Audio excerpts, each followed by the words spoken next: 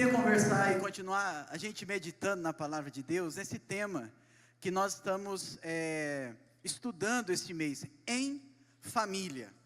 E eu quero compartilhar com você algo que Deus colocou no meu coração, de uma família que é muito especial, uma família muito boa, muito saudável, muito equilibrada, uma família que, sem dúvida nenhuma, é um exemplo para nós, da fé em Cristo, que é a família do Senhor Jesus. E eu quero convidar você a abrir a sua Bíblia em Lucas 2, a partir do versículo 41, nós vamos ler agora a história dessa família, ou um episódio na história dessa família, que é a família de José e a família de Maria, a família do nosso Senhor Jesus. É tão interessante pensar nesse dia e celebrar como nós estamos celebrando a vida, e a vida em família, e a família, que é geradora de vida, sem dúvida nenhuma, é geradora da vida, é geradora de educação, de ensino, de valores, é geradora também da presença de Deus. A família é tão importante. Você sabe que o pai tem uma função muito importante. O pai é a lei, o pai representa a lei, e a mãe a graça. E precisa ter esse equilíbrio, porque não dá para só graça, não dá para viver de qualquer jeito, ou desfrutar de maneira equivocada ou desequilibrada da graça de Deus. É preciso também respeitar e honrar a Deus. E é tão interessante que esse equilíbrio na família é muito importante. Quando não há esse equilíbrio, as pessoas precisam se juntar e se unir para gerar o equilíbrio. É tão interessante, eu quero já falar sobre isso. E o texto de Lucas 2 diz: todos os anos, versículo 41, todos os anos, seus pais iam a Jerusalém para a festa da Páscoa. Quando ele, Jesus, completou 12 anos de idade, eles subiram à festa, conforme o costume. Terminada a festa, voltando seus pais para casa, o menino Jesus ficou em Jerusalém, sem que eles percebessem. Pensando que ele estava entre os companheiros de viagem, caminharam todo o dia. Então, começaram a procurá-lo entre os seus parentes e conhecidos. Não o encontrando, voltaram a Jerusalém para procurá-lo. Depois de 3 dias, o encontraram no templo, sentado entre os mestres, ouvindo-os e fazendo-lhes perguntas. Todos os que ouviam ficavam maravilhados com o seu entendimento e com as suas respostas. Quando os seus pais o viram, ficaram perplexos. Será que não era o mesmo Jesus, né? Ficaram perplexos. Então a sua mãe lhe disse, não dá para saber aqui no texto se com doçura ou não. Sabe como é mãe quando o filho faz arte, né? Diz assim: filho, por que você fez isso? Então ela disse: seu pai e eu estávamos aflitos à sua procura. Ele perguntou: por que vocês estavam me procurando? Não sabiam que eu devia estar na casa do meu pai? Mas eles não compreenderam o que lhes dizia. Então foi com eles para Nazaré, e era-lhes obediente. Sua mãe, porém, guardava todas estas coisas em seu coração. E Jesus ia crescendo em sabedoria, estatura e graça, diante de Deus e também diante dos homens. Nós estamos falando sobre família, e família é tão importante na nossa vida, porque família é um presente de Deus, e ela tem uma função especial, que é gerar, nutrir. A família tem a importância de cuidar, de formar, de trazer a identidade sobre a nossa vida, de nos dar norte, destino, para onde devemos ir. A família é o nosso porto seguro, não é? Muitas famílias, quando os filhos vão embora e depois aposentam, eles voltam para o mesmo lugar de origem, porque é um lugar da história, o lugar da lembrança, o lugar do porto seguro. A nossa casa, como é bom a gente chegar, abrir a porta, entrar, estou em casa. É tão bom, não é? O dia pode ter sido ruim, as coisas na faculdade não foram legal, no trabalho não foram legal, mas quando a gente entra em casa, a gente, cheguei. Fecha a porta e diz, estou em casa. Os mais alongados sentam no sofá, liga a televisão e deixa a mulher louca, porque joga a roupa para cá, joga a roupa para lá. Isso é coisa de marido. lugar de pertencer, não é? Uma sensação gostosa, de eu faço parte daqui. É tão ruim quando nós temos os opostos, né? Famílias conflituosas, lugares de guerra. Esse lugar não é tão bom de estar, não é tão bom para ir de volta. Não dá vontade de voltar para casa. É difícil, é um lugar difícil, mas é um lugar importante porque nós construímos a nossa identidade, seja humana, seja no nosso relacionamento com Deus, os valores importantes, coisas boas e coisas ruins também, a gente aprende na família, não é? O Theo esses dias falou: pai, eu tenho um amigo lá na escola que ele fala uns palavrão, e eu falei para ele, não pode falar essas coisas, é errado. Ele falou: meu pai fala. A gente na família, a gente aprende coisa ruim também, não é só coisa boa, não é? E a gente vai construindo isso, e é tão importante e especial olhar para essa família, a família do Senhor Jesus, e perceber que esta família, ela tem um propósito, e ela tinha um propósito. A minha família, a minha vida, a sua vida e a sua família tem um propósito, amém? Nós temos um propósito divino, é abençoado por Deus. Essa família pode ser a de sangue, pode ser a do coração, e acho que antes de ontem foi o dia da adoção, né, se eu não estou enganado, ontem, né? A do coração, mas pode ser a família da fé também. Como é importante, né? A família, como é importante, coisas importantes, coisas boas, que nós aprendemos nessa família. José e Maria tinham a compreensão de que a família deles tinha um propósito muito especial. Assim como a minha vida, a minha família, a sua família, tem um propósito muito especial. Tem um propósito muito especial. E é interessante que na Bíblia e o Evangelho de Lucas vai revelando isso, né? A importância desse propósito. Jesus tinha que se encarnar, e ele se manifestou no meio de uma família, a família de José e de Maria. E a Bíblia vai dizer isso em Lucas 1, quando o anjo aparece e diz: menina, você foi agraciada, era uma adolescente, você foi agraciada, o poder de Deus vai te envolver, e você vai ser a mãe de Jesus, a mãe do Salvador. Mas também a família de Jesus tinha um propósito a cumprir, que era conduzir Jesus, que era educar Jesus, que era ensinar Jesus, como uma criança, não tão normal assim no caso de Jesus, mas humanamente falando normal, não é? E a gente vai vendo essa missão de Jesus, ou esse propósito de Jesus, se revelar na história, quando ainda aqui nos primeiros capítulos de Lucas 1, 2, tantas coisas vão acontecendo. José vai tendo experiências, Maria vai tendo experiências sobrenaturais com Deus, e coisas a respeito de Jesus vão sendo ditas. Isabel, a sua tia diz, a prima da sua mãe diz: olha, hoje chegou aqui na minha casa o meu Salvador, a respeito do propósito de Jesus. Você vai ver os pastores sendo visitados pelos anjos, dizendo: hoje nasceu na cidade de Davi o Salvador, o Senhor e Cristo. Falando a respeito de Jesus. Os nossos filhos têm um propósito. Jesus tinha um propósito de ser o nosso Senhor, o nosso Salvador. Simeão, um homem piedoso, já na sua velha idade, em Jerusalém, ele vai dizer aqui no capítulo 2, quando Jesus é levado ao 8º dia no templo, ele diz assim: posso morrer hoje, porque hoje eu vi a salvação chegar. E também a profetisa Ana, quando tem um encontro com Jesus, ainda menino, 8 dias apenas, ela diz: esse menino é a redenção de Jerusalém. Deixa eu te dizer uma coisa: Jesus é a redenção da nossa família. Jesus é a redenção da nossa vida, da nossa história. Quando Jesus entra na nossa história, Ele muda a nossa vida. Quando Jesus é permitido que Ele tome parte, faça parte, seja o Senhor da nossa família, Ele muda a nossa família, Ele muda a história da nossa família.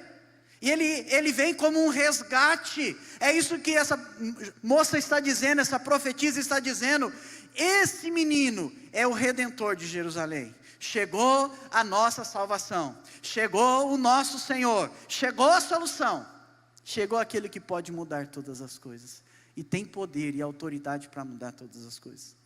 A família de Jesus é muito especial. A família de Jesus tem coisas muito boas. A família de Jesus era uma família religiosa. era uma família firme na fé, era uma família ativa nas coisas da igreja. A Bíblia está dizendo aqui, no versículo 41, que todos os anos, desde aquele primeiro momento que o versículo 21 fala, completando os 8 dias para a circuncisão do menino, foi posto o nome de Jesus, e eles foram para Jerusalém, para que isso pudesse acontecer. E todos os anos, 12 anos se passaram, eles estavam ativos, estavam firmes na caminhada. José e Maria não tinham uma religiosidade, apenas cumprir ritos. Eles tinham experiências profundas com Deus. Eles tinham experiências de fé com Deus, tremendas. Eles foram para o Egito exilados, sem ter um lugar para se hospedar, sem ter um lugar para estar, sem conhecer ninguém lá, só tendo Deus como seu auxílio. E eles voltam depois de um tempo, porque eles entendiam e sabiam que Deus tinha um propósito na história deles, na vida deles e na família deles e através da família deles. É interessante perceber essa característica na vida desta família. Era uma família religiosa, ativa no Senhor. Eram pais que participavam ativamente da vida religiosa dos filhos, da educação cristã de Jesus. Jesus era entendido, esperto da lei, conhecedor. 12 anos se passaram que ele estava aprendendo com seu pai a lei do Senhor. Essa família tem essa característica, e a gente sabe que educação é algo contínuo. Se você olhar no versículo 40 do texto de Lucas 2, diz: o menino crescia e se fortalecia em conhecimento, em sabedoria. E o versículo 52 diz que Jesus ia crescendo em sabedoria. Jesus estava crescendo através da influência importante dos seus pais. Mas essa família também era uma família ligada à comunidade. Essa era uma outra característica da família de Jesus. Eles estavam conectados com pessoas. É tão importante isso para uma saúde nossa relacional, estar ligado e conectado às pessoas. É tão interessante isso, e o texto diz que depois dessa viagem, da visita a Jerusalém, vão voltar para casa. Cadê Jesus? A viagem é longa, vamos gente, a viagem é longa, não tem avião não, a viagem é longa. E eles foram, e Jesus tinha um relacionamento com pessoas aqui, é tão claro. O versículo 44 diz que, pensando que ele estava lá com os meninos, brincando, junto com outra família, talvez jogando lá Beyblade. Não sei se dá para jogar Beyblade na areia do deserto, lá nas voltas, mas vai que tinha, nas carroças. Estava lá intertido, fazia parte. Importante, quando a gente olha para a nossa estrutura como igreja, a gente vê as crianças agora lá se relacionando, cada um na sua faixa etária. Isso é saúde, isso é fé desenvolvendo. É tão importante isso para as nossas relações interpessoais, desde a infância, tão importante isso. E Jesus tinha esse ambiente tão importante, né, na vida do desenvolvimento com a comunidade. É um lugar também de ensinar responsabilidades, né? Esses dias, um mês atrás mais ou menos, o Theo, nós fomos chamados lá na diretoria. Eu falei, coisa boa, não é, né? O boleto está sendo pago em dia. A gente tem bom relacionamento com as professoras. Alguma coisa boa, não é? Aí o Theo estava fazendo umas coisas não muito boas lá com 2 amiguinhos. Umas coisas meio feias. Aí esperamos, ele chegou em casa, e aí nós fomos lá na tarde, e ele não sabia, né? Ele achou bonitão, achou que ia passar liso, né? Ainda a coordenadora falou, eu vou falar com os seus pais, viu, Theo? Ele falou, não, acho que eles não vão conseguir vir aqui não. 9 anos, hein? Esperto que só ele. Aí nós fomos, né? Aí ficamos bem quietinhos. Aí chegou em casa, né? Tudo quieto. E aí, esperando, dando a deixa para ele poder falar, né? E aí ele não falou, aí chamei ele, eu peguei a Bíblia e falei sobre a importância de quando nós temos alguma coisa contra alguém e pedir perdão para aquela pessoa e consertar com aquela pessoa. E aí eu falei, filho, você errou, você vai receber essa disciplina e você tem que consertar o seu erro. Porque é assim que a palavra de Deus nos ensina e é assim que nós cremos. Talvez ele não tenha plena consciência, mas eu tenho por ele, porque eu sou responsável pela educação cristã dele.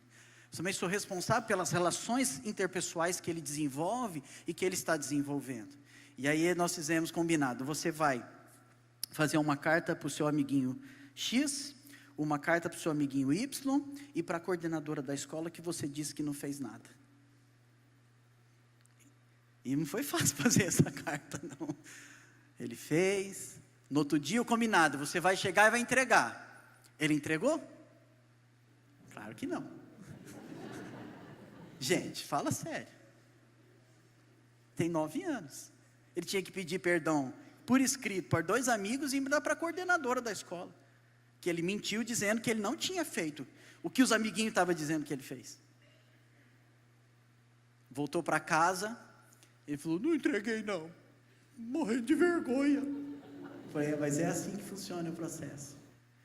Porque a gente precisa estar conectado, e isso é muito importante, o equilíbrio das transformações. Uma outra característica da família de Jesus é o equilíbrio que precisa ter, está no processo de transformação. E isso foi tão interessante que depois houve um retorno, dizendo que nunca uma criança havia feito o que ele fez. São os nossos valores. É o que o pastor Evandro estava falando sobre a família de Josué, que é a nossa família também. Eu e a minha casa serviremos ao Senhor. E vamos viver debaixo desse cuidado desse Senhor e da orientação desse Senhor. E Ele vai nos ensinar como fazer. A família de Jesus é um lugar onde esse processo de desenvolvimento vai acontecendo, de transformação vai acontecendo. Olha só o versículo 42. Versículo 42 diz assim, que Jesus, quando completou 12 anos de idade, eles subiram à festa conforme o costume. Era aquele momento do rito de passagem, chamado Bar Mitzvah, quando o menino judeu é inserido no mundo adulto para discutir a lei. Rapaz, Jesus ficou 12 anos estudando a lei, ele não via a hora de poder conversar com alguém sobre a lei. Ele estava tão animado, tão empolgado com o momento da vida dele, que ele até ficou em Jerusalém. Não voltou para casa não. Tanto é que quando os pais voltam, o encontram lá conversando, e todos estavam maravilhados. E aí Jesus também está cumprindo o seu propósito. Não é só humano, mas é divino. A Bíblia diz que ele é profeta, e o profeta anuncia as coisas de Deus, e Jesus está anunciando as coisas de Deus, o Pai, confundindo os sábios e os entendidos. Tanto é que quando Maria e José vê, eles ficam admirados, perplexos.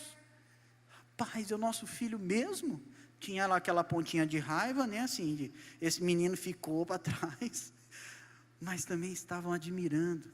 Interessante, porque Maria e José sabiam muito bem o propósito que Jesus tinha para cumprir. Às vezes a gente não sabe o propósito de um filho. Talvez há um conflito entre vocês lá na família, porque realmente talvez seus pais não entendam e não saibam o propósito. E é tão interessante a gente poder perceber esse equilíbrio na família de Jesus, onde havia também um nível de responsabilidade, liberdade, mas também limites. Havia isso nessa família, nessa casa. A família de Jesus também tem uma outra característica interessante. Além de ser uma família firme na fé, uma família ligada à comunidade, ligada a pessoas, uma família que está entendendo um processo, ainda que com dificuldade, mas está percebendo esse processo de mudança. É uma família também que tinha uma boa atmosfera de comunicação. Isso não é fácil, não é? Numa família, nem sempre é muito fácil, essa atmosfera de comunicação. É tão interessante perceber, a partir do versículo 48, quando seus pais o veem e ficam perplexos, começa um diálogo. Agora é com os pais. O diálogo antes era com os mestres, mas agora é na família. É um diálogo familiar, é uma coisa íntima. Talvez Jesus tenha sido chamado de canto, dizendo, menino, onde você estava? 3 dias procurando. 3 dias procurando. Não foi, voltou e achou. Talvez procurou nas escolas, procurou nos bairros, procurou nas praças. Maria e José esqueceu de que o filho podia estar na casa do pai. É tão interessante que essa é uma família que tem uma boa atmosfera de comunicação, onde os sentimentos podem ser expressados. Há tanta ignorância hoje no meio da família, filhos que não são ouvidos, e filhos que se cortam. Pastor Lucas sabe muito bem disso aqui, que junta aqui 700, 600 adolescentes, ele sabe muito bem. Ele conhece histórias terríveis, difíceis, dolorosas, de meninos e meninas que estão nessa fase, na fase de Jesus, numa fase de transformação tremenda, das emoções, da psique, do corpo. É tão interessante isso, esse momento, e tão confuso, e ao mesmo tempo uma crise da transição, que eles estão vivendo, mas é uma família que os sentimentos podem ser expressados. Maria chega e diz assim: filho, por que você fez isso? Sentimentos de preocupação, questões podem ser esclarecidas, por exemplo, como queixas, discutidas. Aqui ele diz: por que vocês estão perguntando? Eu estou na casa do meu pai, vocês não sabem disso? Nem sempre os pais sabem ajudar ou discernir qual é o propósito dos seus filhos. No último encontro do Metanoia é o bar mitzvah daqui, do nosso aqui, que é com 15 anos, os meninos e as meninas vão para esse encontro e fazem esse curso, muito importante, para a família, para a vida do adolescente. Alguns aqui, uma grande parte já fizeram. Mas no último encontro eu falei sobre vocação e propósito. E eu perguntei para os pais que estavam nesse momento, perguntei: quantos de vocês, 15 anos já, daqui 2 anos já começa a preocupação, a pressão nas escolas, por causa da faculdade, do vestibular, é um momento de transição, um momento de mudança difícil, extremamente estressante. Falei: quantos de vocês pais já chamaram os seus filhos para orar, para buscar diante de Deus, qual é o meu propósito, qual é o seu propósito, o que você vai ser, meu filho, o que Deus está chamando você para ser e para fazer. Ninguém tinha feito isso ainda. Que às vezes a gente vai na nossa força, a gente vai no nosso entendimento, a gente acha que é o melhor, e nem sempre é o melhor, mas Deus sabe o que é o melhor. Deus sabia o que era melhor para Jesus, Ele tinha um propósito. As crianças também podem e têm o direito de falar dessa família. Jesus pode falar, Jesus pode se expressar, mas também é uma família que tem uma atmosfera de reconciliação e perdão. Essa é uma família muito boa, não é? Família saudável, mas uma família que tem problemas também. Também tem problema aqui. A ida de Jesus e a ficada dele em Jerusalém gera um conflito, uma crise aqui. Não foi bom, foi preocupante. José e Maria devem ter ficado 3 dias muito angustiados. Ele sabia o propósito que Jesus tinha e a importância deles como pai e mãe na vida desse menino. A gente pode imaginar, né? 3 dias sumido, um filho 3 dias sumido. Talvez você já viveu essa experiência. Eu não vivi, não quero viver. A procura desesperada. Isso gerou um conflito, mas o conflito propriamente era um conflito de transição. É por causa da fase de Jesus, da idade de Jesus. Os pais não estavam no mesmo compasso. E a mãe de Jesus pediu: filho, por que você fez isso conosco? Por que você fez isso com a gente? São as transições. As transições não são fáceis, são difíceis. A vida é marcada por transições. O que a gente viveu agora há pouco aqui é mais uma transição. Para mais 30 anos. São marcos, são importantes. E nós precisamos estar sensíveis. Não é só a fase da adolescência, uma fase de transição, que por vezes gera muita confusão. Os pais não sabem lidar com isso. Eu não quero entrar nesse assunto para não ficar fazendo palestra para pais e filhos. Porque a transição é na nossa vida também. Ela acontece na nossa vida. Mudanças, movimentos que precisamos fazer, mas que precisamos fazer firmados nos valores do reino. Todos nós passamos por transições e estamos em constante mudança. E essa história, a história de Jesus e da família de Jesus, não é diferente. Uma família perfeita. Um dia um amigo me ligou e falou assim: está acontecendo uma coisa muito ruim aqui em casa. Eu não consegui entender. Nossa família é boa, eu faço devocional todo dia, eu oro todo dia, nós vamos à igreja, nós estamos envolvidos em ministério, nós lideramos, nós praticamos a fé, nós praticamos a nossa vida com Deus, mas olha o que está acontecendo com a nossa filha. Eu falei, parabéns para você foi presenteado como todo mundo. Mudanças, transições, nem sempre são bem entendidas, mas precisam ser submetidas ao senhorio de Cristo. Todas as nossas mudanças precisam ser submetidas ao senhorio do Senhor Jesus. E a família, ou esse episódio da família de Jesus, nos ensina que nós precisamos nas transições ter a fé bem firmada, como nós já falamos aqui. A palavra de Deus ser o nosso guia, ser o nosso norte, ser a nossa orientação. Estar conectado com pessoas, as células, a igreja, outras pessoas importantes na nossa vida, é muito importante. Viver e celebrar as transformações, perceber as transformações e celebrar elas. Transformações e mudanças geralmente geram crises, mas às vezes nós focamos mais nas crises e transformamos ela em grandes problemas, que não nos deixam celebrar a vida, que muda, e assusta às vezes, Precisamos aprender a criar um ambiente de crescimento mútuo, como a família de Jesus criou. A solução desse conflito de gerações aqui, de geração. Eu sou da geração aqui nessa igreja, que quando começou a introduzir luzes mais coloridas no culto, a bateria, outros irmãos já tinham tido crise já tinham vivido os problemas antes. Lá no culto dos jovens, um negócio assim, horroroso, foi difícil. Mudanças, que nós não podemos perder, é a essência, é de estarmos rendidos àquele que é Senhor da nossa vida. Mudanças vão acontecendo. A solução desse conflito está na obediência e no perdão. Se você olhar o primeiro versículo, 41, é obediência. Todos os anos eles iam adorar a Deus, aonde Deus era adorado.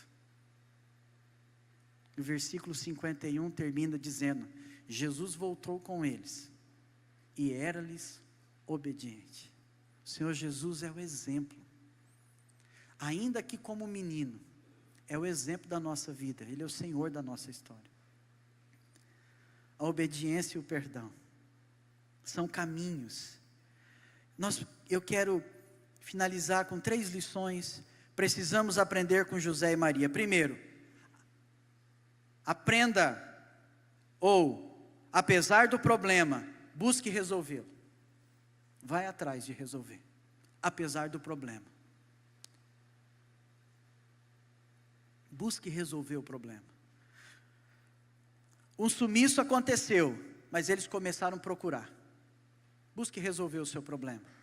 Segunda lição: invista o tempo que for necessário. Eles gastaram 3 dias, não foram 3 dias fáceis, não importa o tempo. Una fé e ação, invista tempo. Busque o seu cônjuge, busque o seu filho, busque alcançar o coração do seu pai novamente, da sua mãe novamente. Deixe Jesus trazer união, deixe Jesus curar e restaurar novamente. E confie em Deus, e não nos seus pressupostos ou traumas. Confie em Deus. Tem uma coisa interessante aqui que passa despercebido nesse texto. Lucas 2,19, depois de Jesus ter nascido e ter sido anunciado, a Bíblia diz que Maria guardava todas estas coisas no seu íntimo, no seu coração. Aqui é a mesma coisa. Um negócio aconteceu, a confusão aconteceu, o conflito aconteceu. Senhor, me dá paz, me dá entendimento, me ajuda. Ela fala aqui: Versículo 51. Sua mãe, porém, guardava todas estas coisas em seu coração. A gente precisa aprender a confiar em Deus. Tem pais que se desesperam. Muitos acreditam com frequência que tem problemas em consequência das suas falhas, ou porque seus membros não são suficientemente adequados. E isso traz um risco de uma tendência de acusação, ou achar algum culpado fora da casa. Nós precisamos aprender a confiar em Deus também. Sair da escravidão, das falsas filosofias, dos equívocos, dos enganos. A Bíblia diz que Jesus pagou a dívida e expôs publicamente o nosso pecado. Tirar a culpa também dos nossos ombros e poder celebrar a vida em família que nós temos. Nós precisamos aprender com essa família saudável, que teve problemas e viveu um tempo de transição. E não importa quão difícil ou conflituoso seja a sua história ou família, não importa. Renda ela a Jesus. Pois é possível recomeçar ou reescrever uma nova história pela graça de Deus. A Bíblia chama isso de liberação. E liberação na Bíblia é o mesmo que perdão. Perdoar é receber a ofensa, é ficar com a perda, é romper a corrente e liberar a vida. E o maior beneficiário do perdão é a gente mesmo. Então, eu não sei qual é a sua história, qual é o nível de conflito dela, ou da sua família, mas uma coisa eu sei: renda ela a Jesus. Renda a sua história a Jesus, renda a sua família a Jesus, renda os seus pais a Jesus.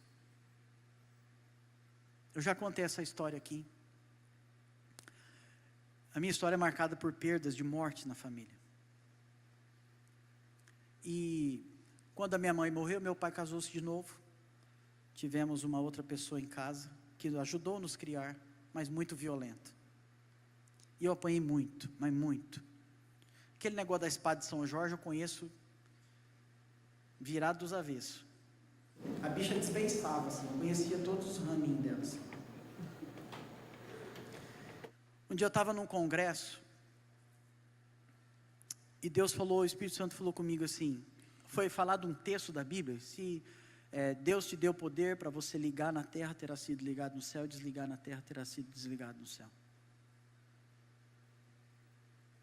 E naquele dia eu falei: Deus, eu não entendo muito, eu sou novo nas coisas de Deus, do Senhor, mas eu quero desligar o ódio que eu sinto por essa pessoa.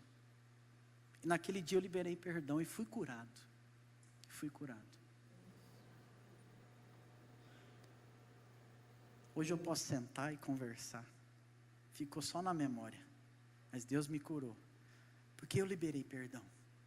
Tem histórias, nossas histórias precisam ser marcadas pela liberação, pelo perdão. Talvez você tenha um pai violento, você tenha uma mãe violenta, você tenha uma história marcada por trauma, por violência, e a sua vida não vai. Renda a sua história, a sua vida a Jesus. E deixa Ele te ensinar o que é ser obediente. Deixa Ele te ensinar como construir e escrever uma nova história. Uma nova família. Deixa Deus restaurar sua paternidade. Deixa Deus restaurar sua masculinidade. Tantos meninos em dúvida do que são. Vocês são meninos de Deus. Chamados para serem homens segundo o coração de Deus. Tanta confusão, tanta loucura, né? Nós precisamos aprender com essa família que, apesar de conflitos, precisamos aprender a nos render. Jesus nos ensina a nos render. A gente não sabe os pormenores, a gente não sabe a intensidade desse encontro, mas a intensidade desse encontro termina como tem que terminar, quebrado na presença do Senhor. E Jesus era-lhes obediente, e a consequência da obediência é crescimento. É crescimento, é desfrutar das bênçãos que Deus tem para nós. Obediência, é obediência, obediência. E Jesus ia crescendo, porque obedeceu. Talvez nessa noite você precisa escrever uma nova história. Deus me ajuda, eu não quero ser igual à minha história passada. Eu quero fazer uma nova história, eu quero reconstruir talvez, precisa reconstruir. E eu quero convidar você, porque nesse tempo, como o pastor Evandro mesmo falou, tempos tão difíceis em que nós precisamos reafirmar e dizer assim: eu e a minha casa serviremos ao Senhor. Talvez você é um jovem ainda, um adolescente ainda, vivendo essas crises todas aqui. E essa pergunta de Jesus é a pergunta top de adolescente. Ué, por que você está perguntando? Você não sabe que eu estou na casa do meu pai? Faz parte. Mas tanta incompreensão, não é? Faz parte também da nossa vida isso. A gente precisa render a Jesus. Não importa quão ruim, quão conflituosa, renda-se a Jesus. Ele pode mudar, Ele pode transformar, e Ele pode escrever uma nova história, que vai durar mais 30 anos. Amém?